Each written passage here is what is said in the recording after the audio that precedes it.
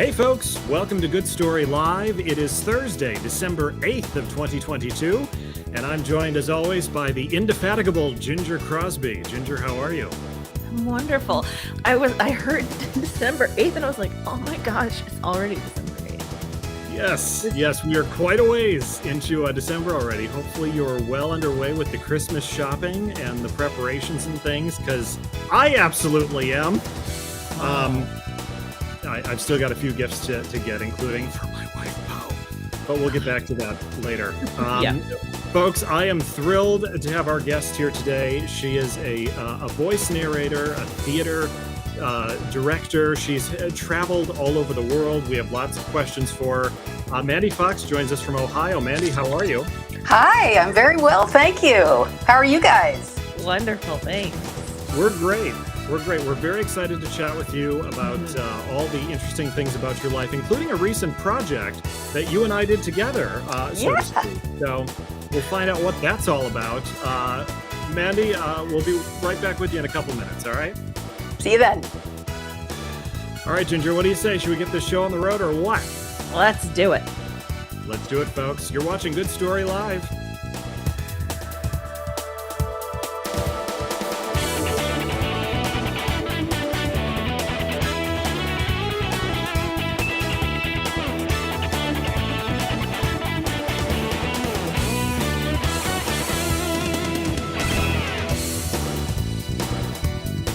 Hey, good morning, good afternoon, whatever time it is, wherever you are.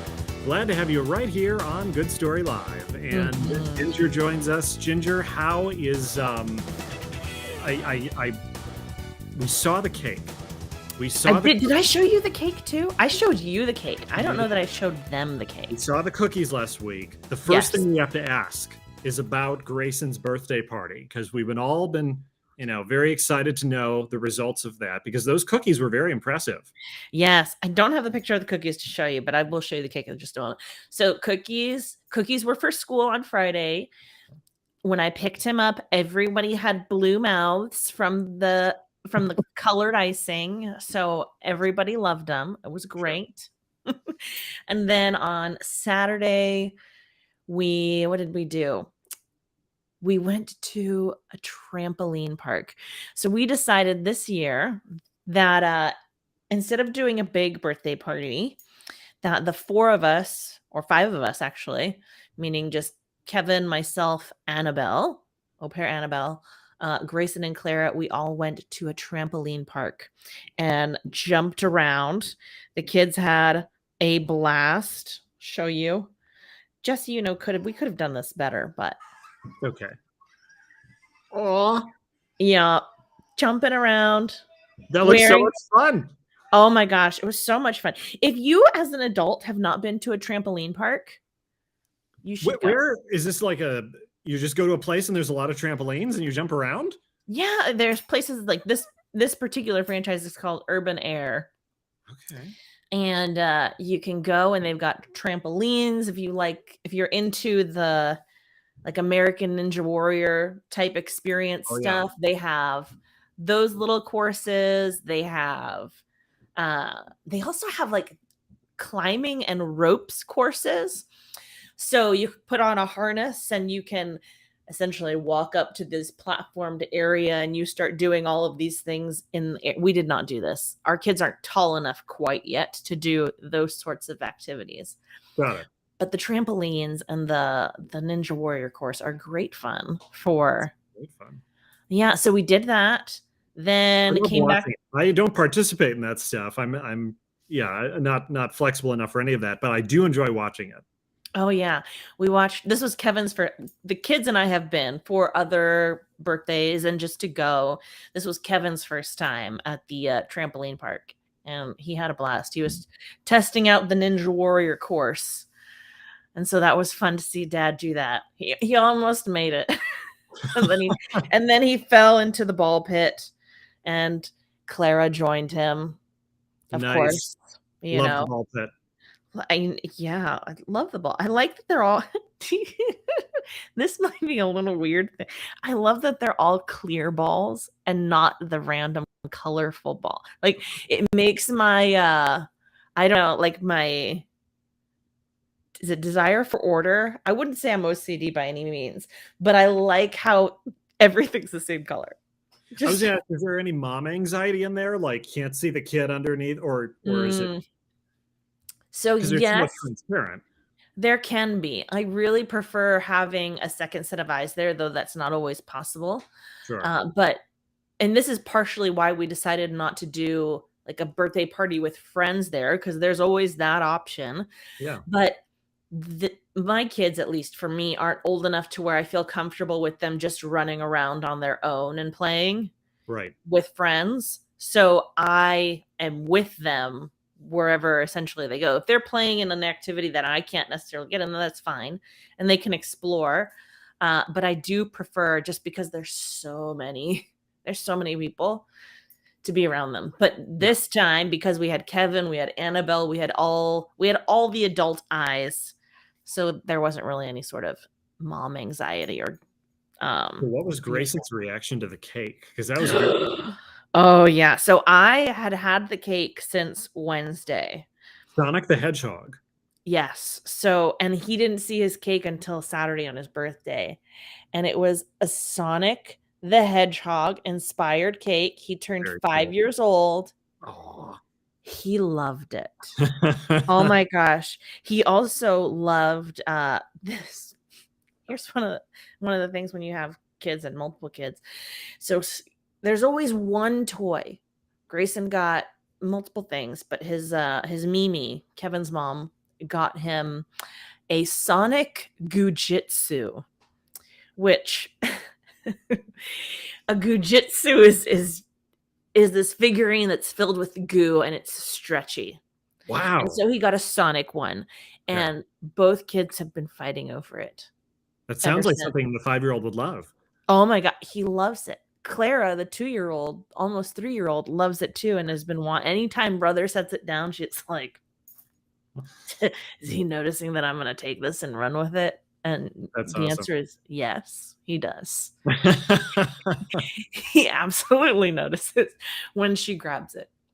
But he loved it. Speaking of Clara, my wife Poe had wanted this question answered at some point. Where did the nickname Itty Bitty come from?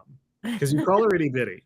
Yeah, we It do. works. No one would disagree that when you look at her, she's itty bitty. It makes perfect sense. I'm just wondering if there's anything more to that. So my husband Kevin has come up with all of our kids' nicknames. Really? So yeah, and so Grayson, we don't often call him Grayson at home. We call him Nug, which is short for Nugget, because when he was a baby and when he was little, he just was like a little nugget. He was so tiny. So that's where Nugget came from, and Nug, and itty bitty again, Kevin, and she was even tinier than Grayson. Yeah. I was surprised I had tiny children. When I say tiny children, I mean they were average sized kids. They were like 7 pounds, but Kevin was like a 9-pound baby. And I was a nearly 9-pound baby. So I was terrified going into the birthing process, like, oh my gosh, am I gonna be okay after this? Giving birth to what I can only assume is gonna be a 9-pound baby because of how big Kevin and I were. Yikes. And let me give all of you ladies some comfort in knowing that just because you are a big baby or were a big baby or your husband or partner was a big baby does not mean you will have a larger child. Both my kids were like 7.5 or under. Thank God for the miracle of genetics. There you I go. know. Wow. But yes, Kevin came up with itty bitty. So what would the benefit of a 9-pound baby? El Grande, or like what would you know, who knows? Maybe we would have done like a Spanish gordito. Yeah. Because that's There you go. Flaca and gordito are often like nicknames that Hispanics use. You hear them less. It's like a term of endearment. Okay. But gordo is like fat. So it's like you're calling somebody a little fatty or a little fat. But it's a term of endearment. If you're Hispanic, please, and you're watching this, confirm this in the comments. But gordo or gordito are common, or flaca or flaquita are common, I feel like, nicknames. Maybe not now, but when I was growing up, they were. Yes. Things were different back in the 90s, but yeah, okay. All right, good to know. Your Spanish is much better than mine is. Not just because you're part Venezuelan, because honestly, my Spanish is just terrible. So, Well, I'm interested to talk to our guest today and ask her a little bit about that because I know she uses different. She's a dialect coach, right? she is. And I'm curious. I have some questions for her. Yeah, dialects are not easy. So No, dialects, accents, but Mhm. yeah, not easy. But yes, Well, Grayson's birthday was wonderful. good. I'm glad he had a great time. I'm glad he's 5 years old now, and Clara is 3. Is that right? She will be 3 next month. We had birthdays are always fun, but when you're kids or when you have kids, they have their annual checkups, and we just had his annual checkup too. And sometimes there's shots, and I don't know who it's more traumatic for, the kids or the parents. Oh, were you screaming a lot and crying, or was that him? That was definitely him. Well, it's like, so I have to hold down his arms while the nurse holds down his legs to give him the shots. So it's traumatic for everyone involved, and everyone feels bad. But it's like I'm right in his face looking at him as she's giving him these shots, and he's like, "What the is going on, Mom?" Like, what? Yeah. A lot less calm, in his Poor dude. I know, and Clara's next, and I'm not looking forward to it. That's right. So do they? Yeah, they do. Immunizations are right around the birthday, right? Is that typically how it goes? Yeah, you do your well checks around your birthday, and typically, if you are immunizing and it fits in the schedule, then yeah. But we don't for Grayson. We don't have to do any more until he's 11. And for Clara, I think this is her last set. Well, no, she's before. I think 4 years old will be her last set till she's 11. Got it. Well, that's great that there's such a wide gap that you don't have to worry about it. Thank Mom's goodness. gonna be very relieved. Just one more to go. Just one more. Just one more. All the moms can relate at this moment. They're like, oh yeah, I know you can. Okay. How was what? I was going to ask, how are you doing? I'm fine. Things are fine. We're good. Nothing exciting. Nothing exciting. We got to get to our guests. We'll take a break. Okay, we'll talk about you later. Life is normal. Things are good. We got the tree up. Poe's excited about it. Oh, good. Yeah, absolutely. The tree looks great. Like I said, a little behind on some of the gift getting right now, just for a few people, but we'll get on top of that. So, folks, we're going to go to a break. We have a great guest coming up, Mandy Fox. She's an audiobook narrator, but a whole lot more. She's done some very interesting things, so we will chat with her in just a minute. So stay tuned. You're watching Good Story Live. See you soon.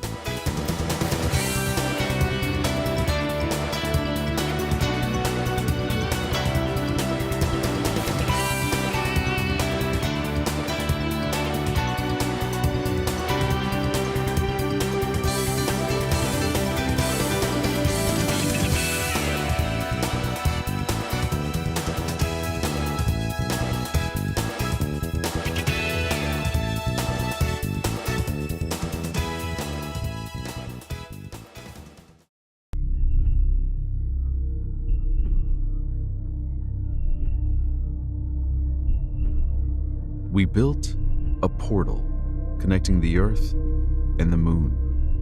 This could end the space race before it's even begun.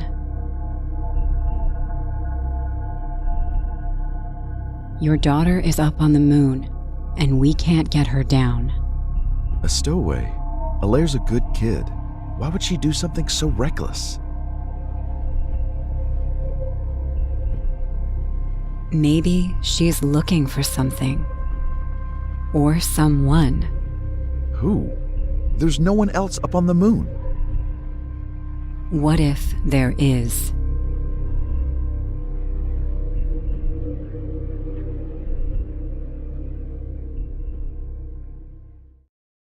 Unwind your mind with Spirit Animal Stress Relief Coloring Book for adults and teens. De-stress through creative meditation with the power of designs inspired by nature. Channel the strengths of 16 spirit animals who will guide you on your way, including balance, wisdom, longevity, regeneration, and more. Single-sided printing helps prevent bleed-through and allows you to frame your artwork if you desire. Give it as a gift to yourself or someone you care about. Spirit Animal Stress Relief Coloring Book, now available on Amazon.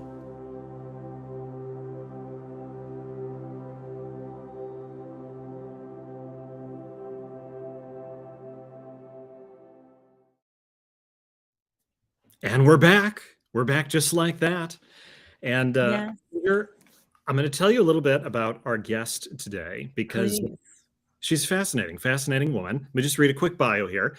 Mandy Fox is a voice specialist with 20 years experience as a voice actor, performer, director, and she's the associate professor of theater, film, and media arts at Ohio State University. Hmm.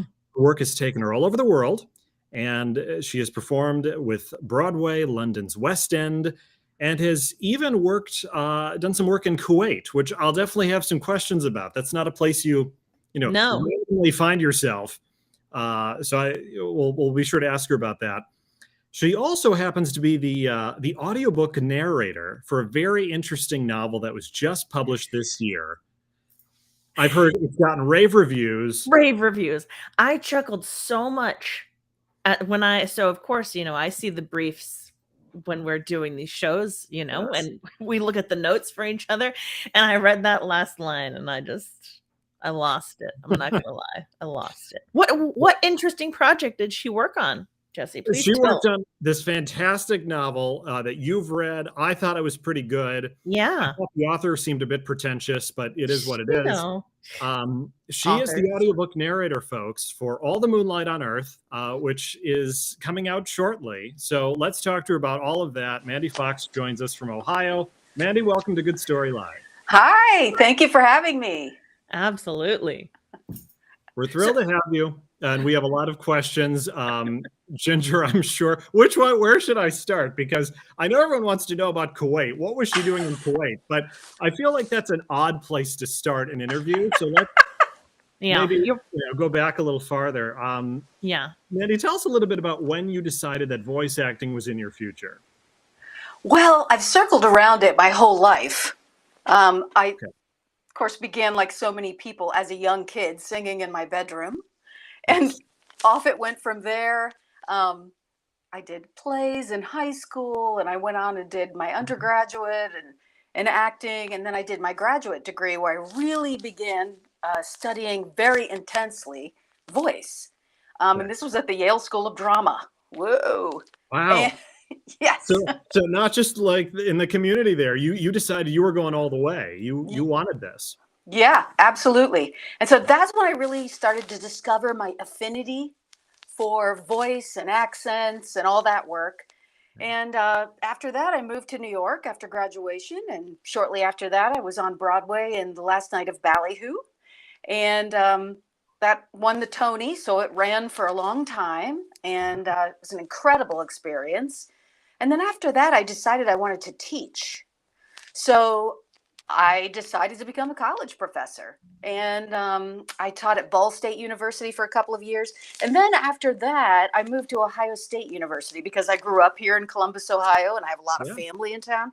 And they have a specialization in new work. So they create a lot of new material. So they're very forward thinking, and that's when I really began to get really intensely into dialects and all of that work. And then about a year and a half ago, I made a pact with myself. And I guess it was more like 3 years ago, that whenever anyone asked me to get in front of a microphone, I would say yes. Because I was terrified. I had no training in, being in front of it. So I just said, oh my God, I'll say yes. And then lo and behold, people started asking. And I really got into it. And I've done some video game work and so Jim, the idea is that when someone asks you to do something about which you are terrified, the answer is yes. That is So I love that answer. I was surprised that was because you mentioned like you've been into theater, you've been into acting, so you're not necessarily shy when it comes to performance. What was the element about the microphone that that made that? Well, I probably don't have to tell you because you work on the mic all the time, but it's a different thing, right? Mhm. It's you it picks up on absolutely everything. Like podcasts have different kind of audio settings than audiobooks and so on and so forth, but you have to control your mouth noise and your breath and all of it. It's all very close and Yeah. very exacting. Mm-hmm.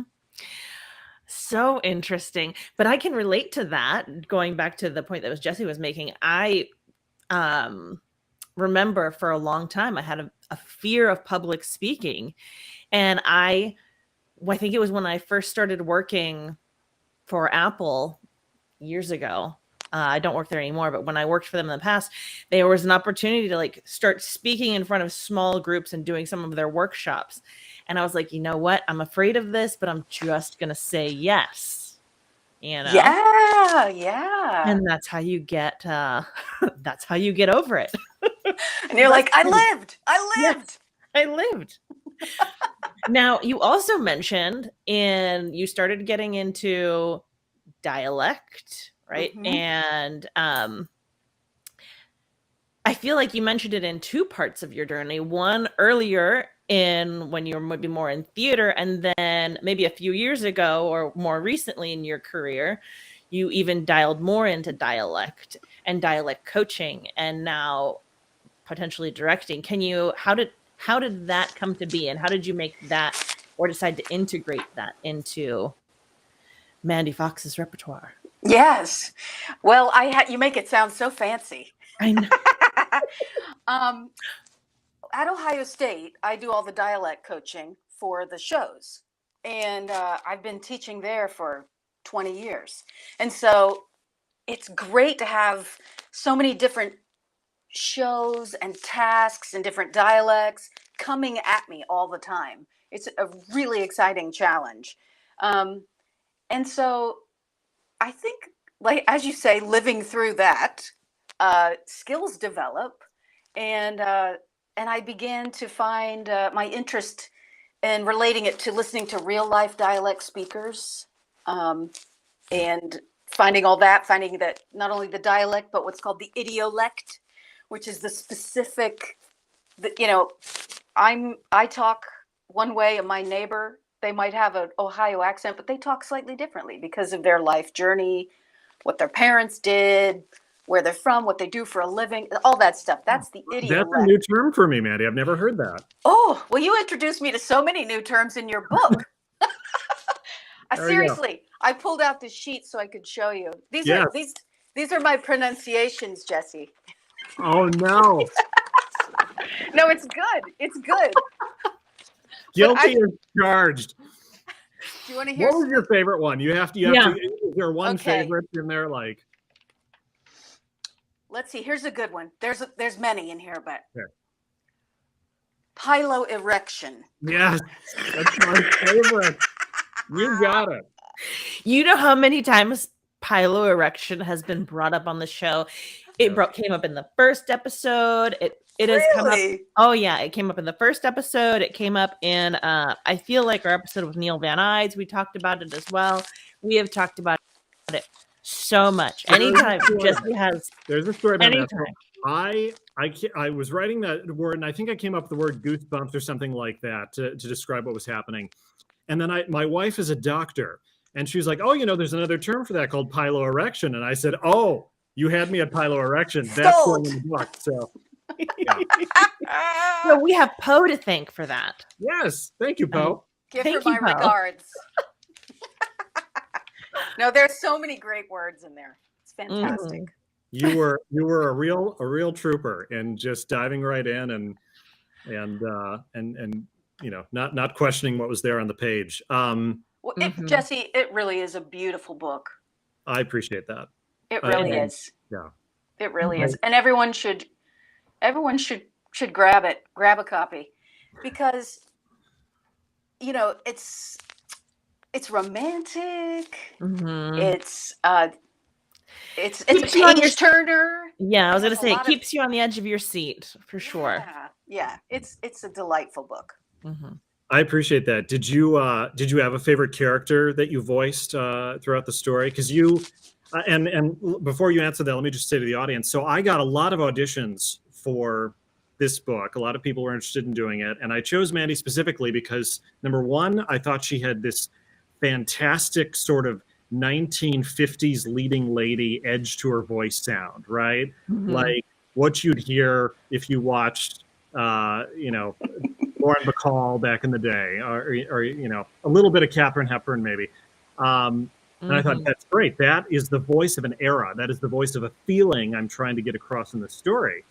And I realized very quickly that while I have nothing against male voiceover people, I don't care that much for men voicing women, whereas I'm okay with women voicing men. And that's just a personal preference. That's not against the industry. That was just when I was hearing it, I was like, it just doesn't sound right. So when I heard you do the main character who's male, and then all the three, let's say, female protagonists, and then also someone who was 13 years old, and there was no strain in your voice. It came very naturally. I thought, she's it. Oh, wonderful. It was my pleasure. But you want to know my favorite character? Please, yes, I'd love to. Stacy. Yes, Stacy was a walk-on character later on in the book, and Mandy really brought her to life. Oh, wonderful. She was in the New York. She was in the bookstore. Right. Or the record store, excuse me. In the record store. Oh, I feel like I'm going to have to listen to the book, well, for the first time, read the book again, just so I can get the experience of Mandy narrating it and bringing the characters to life. Well, let's talk about that for a minute. I think that's a good question, because so when you're taking on a project like this, and it's obvious who the protagonists are and the supporting characters, and you come up with different voices for them and you stick with it. But when there's an assortment of walk-on characters, let's say, who maybe have a scene and then they're gone, how do you determine what color you're going to add to that? Great question. There are several things that I take into account. One of them is this someone who's going to go away, but we need to remember them and they'll come back? So there needs to be something about them that's a little memorable. Yeah. Is it someone who's such a walk-on character in an important scene that they might, if I do something too dramatic, it might take away from the moment? Got it. Do you, so examples from your book, you remember we had been emailing back and forth, and I said, little details. And I said, I think I want to change the doctor's voice. Yes. I felt the initial choice that I had made was too large, and that it was pulling away from the event. Right. And so I went back and made it much more forgettable, much more about just fulfilling the purpose of that role. You did. To sort of. I love that. You also did that with another character, an older character, Walter. Yes. You got his voice great from the get-go, but there were several flashback scenes that later you were like, you know what, I should soften that edge because he would sound younger 10 years earlier, 20 years earlier, whatever we're talking about. Yes, and that was partially due to your suggestions. So thank you so much for that. But it's stuff like that is the art of it, you know? Yeah, absolutely. It feeds right into how best to tell the narrative, how to serve the author. How do you choose a project? So, like, I'm sure you get a lot of audition possibilities being on ACX or all the different platforms that you use. Is there certain genres you gravitate toward, or does it have to be the body of the work itself? That's a good question. I try to perceive what the collaborator is like from the audition announcement. So, because I want to work with someone that seems really sane, that seems... And you picked Jessie? That's right. Well, I remember specifically, Jessie, I remember in your, you wrote a little note. There's a place where you can write a note that says, hey. And you said yours was like, I really look forward to working with you and good luck on the audition. It was just, it had a lot of positive energy and a lot of sane, pleasant energy. And then Yeah. when I read the excerpt, I was like, great, this is a great book. Okay. And I was like, Got I'm going So for those two components are important: the sanity of the author, Mhm. which The collaborator, that's right? there, right, and then the sample that's offered for the audition. What kind of samples are? Because I've never lent my voice to an audiobook. What kind of samples are you used to getting? Are they very random or? What do you mean? Well, so like the sample of what they want you to audition. Oh, Because my sample, I believe I sent was a letter that someone had written, and I wanted to see what kind of emotion you'd infuse into this letter. Which, of Kate's course, letter, yes. right. But in general, what type of samples do authors offer for audiobooks? Sometimes they just put the whole book up there and say, do a little bit. And you're like, oh, okay. Eeny, meeny, miny, mo. Yeah. Other times they put just a chunk of this and a chunk of that and a chunk of this, and sometimes they'll write above it, here's what's happening in the scene, just like 2 sentences or something, or they'll say, this person is 18 and a werewolf / human, things like that. I imagine as you being on your side of the equation versus the author side of equation, after looking at so many potential collaborations, we'll call it, right? Ability to work with, you kind of get a sense of, oh, okay, these are the type of projects that I want to maybe pursue based on, to your point, how they write their little notes to, or the invitation essentially, and how they ask, or what are they asking you to do as a sample. I would imagine that all of that you start to pick up on, oh, okay, maybe I want to start doing this type of, or this job option versus the kind of person that might just put it all out there. Not that there's anything wrong with that, but you get a sense, I feel like, probably. Yeah. I'm relatively new to audiobooks, even though I've been doing voice stuff forever. Yeah. Some people are really heavy on the science of it, like the editing and all that stuff, which I do all that myself. Oh, wow.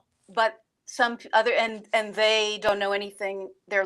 Don't know as much about the art of the voice and all that stuff. So everybody's working on something different. But so I say that to point that I am sort of just still in this, just coming out of that beginning, just put it out there and see what I can do phase. And I'm finding I'm doing a lot of noir, which I love.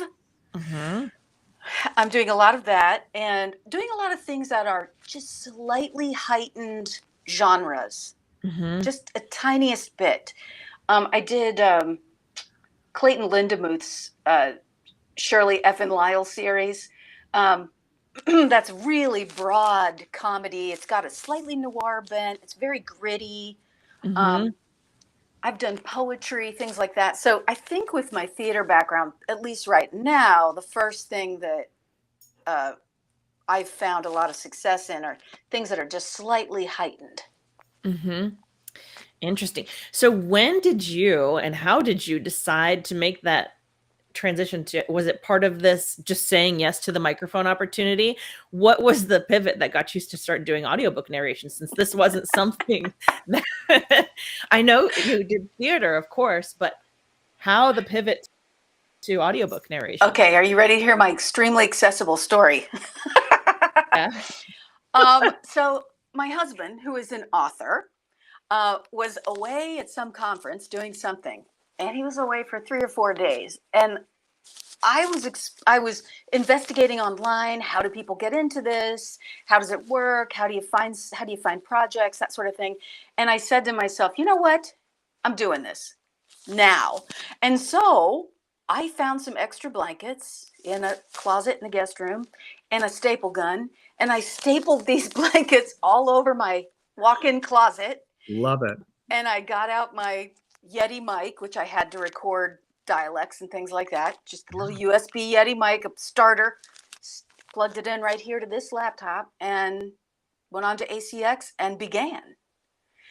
I mean, it just took a while to like figure out all the settings on the, but there's so many tutorials online and all of that. So if you really want to do it, you can figure it out.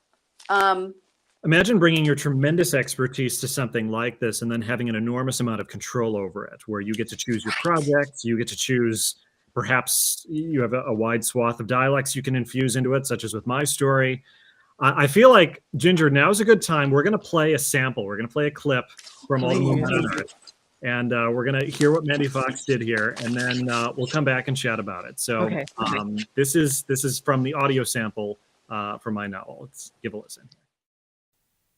The train station was bustling and had the distinct odor of acidic steam. Gillen and Samantha marched along the platform next to the passenger cars, her trench coat open and flapping as she walked, his tied tightly against his body. The ticket lines had been strangely vacant, leaving Gillen to suspect that most of the riders had already boarded, including Richard Kane. He glanced down at his wristwatch to confirm the time, a time progressively advancing past the Roman numerals on the face of the giant clock in the terminal. It was 3 minutes to 8. "That woman is watching us," Gillen whispered to Samantha as they walked, the clicking of her heels and his shoes not quite in synchronicity. A woman in an evergreen-colored dress suit leaned against a stanchion in the terminal several yards ahead. The piercing hazel of her eyes had captured Gillen's wandering gaze, and the hazel was following their movements in lockstep. Samantha shook her head. "Don't worry about her," she said as they approached a vestibule. "You have the tickets?" Gillen blinked and reached into his vest pocket, fishing out the tickets and handing them to the conductor. In a series of motions, Gillen found himself inside the lounge of the passenger car, seated in a leather chair next to a large window, with Samantha seated opposite of him, riding with her back against the future. Running the length of the cabin, recessed lighting brought the beauty of the mahogany wood to life, along with the decorative fixtures consisting of the sharp, elongated lines of Art Deco. Their chair's upholstery had a series of gold rivets lined along the length of the arms, and Gillen found running his fingers along those bumps to be a soothing act. Between him and Samantha, a small circular table upheld 2 tumblers and an ivory ashtray. "Whiskey sour," she smiled. "Settled the nerves." "I prefer scotch." "You want me to flag the waiter?" Gillen had already downed the glass. "This'll do." The landscape outside the window was rapidly changing from urban to rural. Dusk had overtaken the line, leaving the passengers in phosphorescent tubes, snaking along the ground, slithering along wooded wilderness, and cutting through mountains. The locomotive led the charge, a single headlamp slicing through the blackness, like a saber vanquishing a specter. Samantha withdrew a cigarette from a fresh pack and flicked the lighter, a compact metal square emblazoned with the sunburst. The amber tip of the cigarette pulsed to life, as if activated not by the oxygen from her lungs, but by contact with her mind. And that was All the Moonlight on Earth from the very talented Mandy Fox. Mandy, I loved the entire train sequence you really brought to life in this book, because it really highlights the era in which it's set. And I don't know, it seemed like you really played with the crispness of the words and how you embraced the noir feel of that scene. Did you enjoy recording the train scene? I loved it. And you know what? I could see every moment that you wrote. And that's part of the reason why probably the narration came out so well in that section, is because, you know, one of the things I say as a dialect and a voice coach is muddy thinking equals a muddy voice. So if you can get your mind clear, your images clear, your thoughts and intentions clear, your voice, because it pretty much takes care of 3/4 of everything. There we go. Wow. Good to know. That's some profound wisdom there from you. I know. I'm whipping it out. Yeah, no kidding. I loved that. Like I said, I cannot wait to listen to the full audiobook version of the book, All the Moonlight on Earth. That sounded wonderful. Oh, thanks. It was so fun. So do you have, no, we've been talking about dialects so much, and it's so, I mean, I'm one of those people that unintentionally, if I am watching something or listening to someone, I notice I start to figure out how can I try and emulate what they're doing. Consciously or unconsciously, I do it sometimes. What are some of your favorite dialects to perform? Do you have any? Oh, let's see. It's like picking your favorite children, right? Yeah, I can imagine. But I have some that I teach frequently, and Mhm. so they, like you were saying, they just pop out of my mouth. So Mhm. I think I like the German accent quite a bit. I teach that, the German. We just taught that recently. We also do Cockney. It's a Cockney accent, or RP is pretty good as well. So, but I also like a bit of the Irish sometimes. I find that be lots of fun. Oh, I love it. No, That's fantastic. Now I have a whole list. I want to challenge you, like do Welsh or something. I just do Irish and spit a lot. Right, there you go. That's all you got. So, That is so cool. isn't that so cool? I love watching videos and doing exactly what you did, where you make the transition as you're talking. Like it doesn't even seem like a thing for you to think about the transition. And that Yeah. is so amazing. Well, when you learn a dialect, when you study a dialect, and speak it a lot, Mhm. not just from a linguistic point of view, but with the intention of performing it. I always think of it like it's like you form ruts in the road in your Mhm. brain, where you can you're going along in your wagon and you just go boonk right into that rut Mhm. and take that path. So once you burn that in there, you got it forever. Mhm. Now, another question about this dialect. So, do you find, because I imagine a lot of it has to do when you're switching dialects or different accents and things like that, that it's subtle mouth move, like muscle movements and changes in the way in which you're kind of, again, moving the components inside. Do Yeah. you find, or is there any sort of correlation with people that speak multiple languages in an E? Do you feel like that helps people be able to switch between dialects, or have you seen that? Or does it not really matter at all? And once they get the hang of it, then it's becomes second nature. Well, a couple of thoughts on that. Mhm. One is that all dialects have a modular nature to them. So, for example, a dialect in England might lighten up a lot of the R's. So they might say there. So that would be true in RP, which is standard British, there. Or that would be true in Cockney, there, you know. But it would also be true in a lot of, like, the South, right? A lot of the older Georgian accents, right?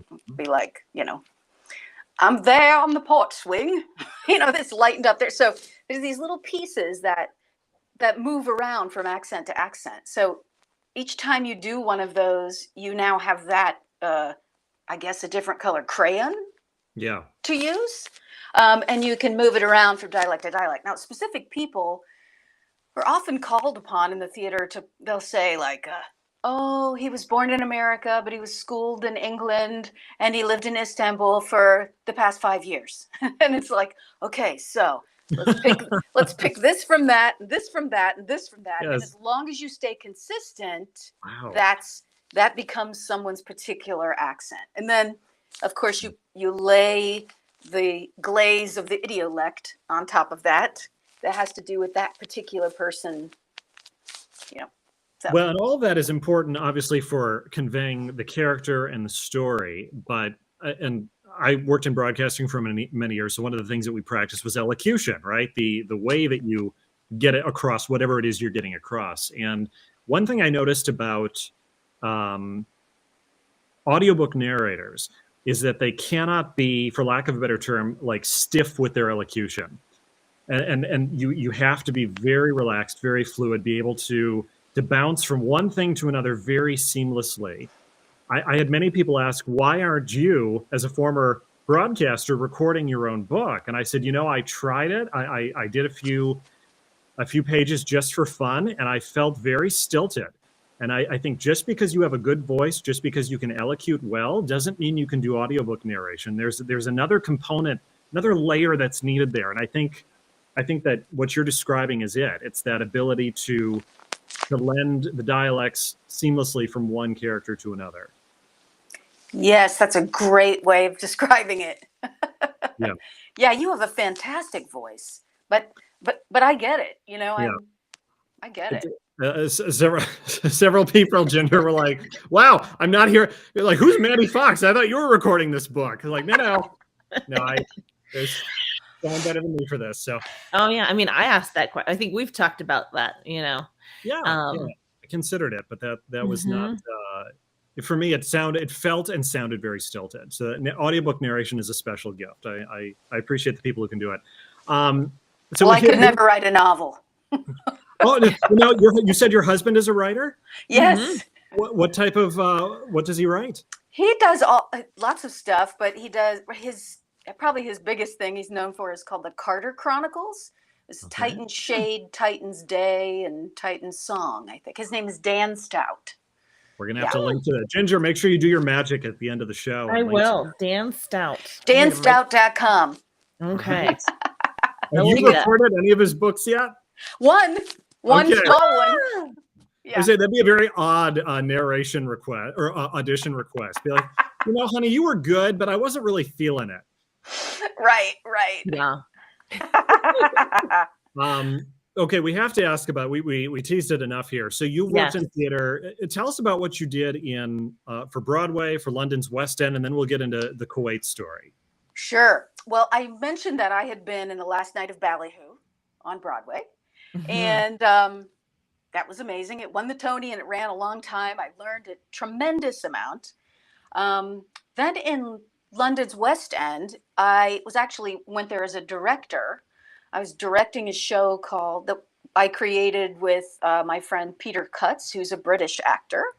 And it was called Hamlet's Fool. And it was imagining the story of Hamlet from the angle of his fool, which was really fun. And it was a one-man show and had music and lots of stuff. It was great. We performed that in the West End. And then you had asked about Kuwait.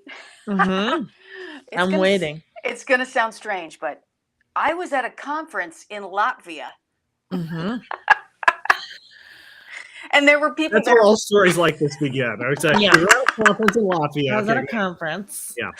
Yes. It was actually a conference about different new theater methods. And I was doing a big, long workshop on ways you can explore pause behavior. Okay. So I know, right? Define that for us. What is pause behavior? This is going to be like 3 hours. Our whole day. The truncated version, yes. Pause behavior is pausing, and perhaps the rhythm of the pause might be funny. The rhythm might be odd. It can also be any little gesture that you do, like the teeth smacking, the breath pattern, the things you're going to say and don't say. It's all those things. But so there were speakers at this conference in Latvia from all over the world. So it was really interesting to pair up people who didn't speak the same language and have them listen to each other for pause behavior. And then we, took it and put it all together and made a sort of a abstract theater piece. Sort of. It was really interesting. But one of my dear friends that I met there, she was from Lebanon, and she knew people who ran a theater company. It was an NGO, non-government organization in Kuwait, and they were looking for a voice person. And so Sahar, who's my friend, recommended me. They emailed me, and we did the whole thing. I've done it for a couple of years over Zoom, and they're all mainly non-English speakers, but so it was fascinating. There were people there from, yeah. It was in the pandemic, and it was right here in this room, and we had a translator who I would say something, and I would go, and then she would translate. I'd say thank you. So it was great. That's fantastic. Was it your first opportunity to do something like? I mean, I know London's West End was international as well, but I mean, really broadening your horizons. Absolutely. Yeah, it was great. It was great. And the plan is for me to go there eventually and sort of be on there, help them build this training program for actors there, because they don't have voice like we have voice in America. Okay. It's much more about singing and elocuting and, but the Yes. idea of an organic sort of, yeah. Right. Yeah, that makes sense. A couple of months ago, we had Mark Pickens on the program, who ran a Shakespeare in the Park theater company out in San Francisco for like 20 years. Cool. And he had talked about there were a lot of similarities in what you're saying in regards to finding talent and where you find them and figuring out where they land there. But he also got to write some of those plays, and he was talking about how in the moment it's fun to see kind of the way you've coached an actor come to life on the stage, and maybe they nail it the way you'd hoped, maybe they change it, but it's just them, metamorphosizing right there on the stage. I love theater actors. They're tremendous fun. Yes. So what's next for Mandy Fox here? So you've got this audiobook thing off the ground now, probably looking to expand upon that. You teach at Ohio State. You have all of this background in theater history. What's next for you? Well, the immediate next is in January. I begin rehearsal for a play called Wilderness at Ohio State, and it is a verbatim play about kids and their family who go away to wilderness therapy camps. And it's a really moving piece about how to recover from trauma. And it shows the bad side of these camps and the good side of these camps. It's not all one thing. And so right now what I'm doing is, I have our counseling consultation service people at Ohio State coming in to talk about wellness. We made like a self-care plan for rehearsals and, doing the designs right now, working with graduate students to do the costume designs and the scenic designs and all of that. And yeah, so. Wonderful. When will that be available to see? It opens, I believe, February 15th at Ohio State. Yeah. And can anybody go see it? Yes. Anybody that's there? Anyone that's there. Come on down. That would be fascinating. Yeah, so that's next. Yeah. Awesome. Now, of course, we can't let you go. You do so much without asking this question that we ask everybody. Oh, I'm excited. Yes. You've done theater acting, directing, you teach, there's dialect, there's audiobook narration, there's so much. Yes. What advice would you give to another aspiring either narrator or theater actor that's just starting out or wanting to start out? I will say the same thing that my mother said to me, which is, why not you? Somebody's got to be on Broadway. Yeah. Somebody's got to do audiobooks. Somebody's got to have their own amazing live show here. Somebody's got to, and why not you? Why not you? Yes, absolutely. Why not you? I think that's wonderful. It's like, why not write a book, Jesse? Why not you? Why not wear orange on our show, Ginger? Yeah. I love it. Why not? Exactly. No, I love that. I'm all for go for it and figure it out along the way. Or as people in the tech realm on the West Coast like to say, we're going to build the plane as we're flying it, right? Yeah. That's the way great. most people do things. Yeah, just go along. Well, fantastic. This has been tremendous fun to chat with you. And who knows, maybe we need to have your husband on the program to talk about his book. Yeah, take a look at his website. Absolutely. We will do that. Mandy, what's the best way for people to follow if they want to, follow your adventures and whatnot? Well, you can always find me at the website for the Department of Theater, Film, and Media Arts. Okay. I'm also about to launch my own website, which is mandyfoxvoice.com. Wonderful. And so take a look at that. Okay. Sounds great. I will make sure that those links that are up right now will be on the show notes, both below the show, if you're on YouTube or Facebook, or on Good Story Live. Perfect. Thank you, guys. Thank you, Mandy, this so has been much. great fun. Yes.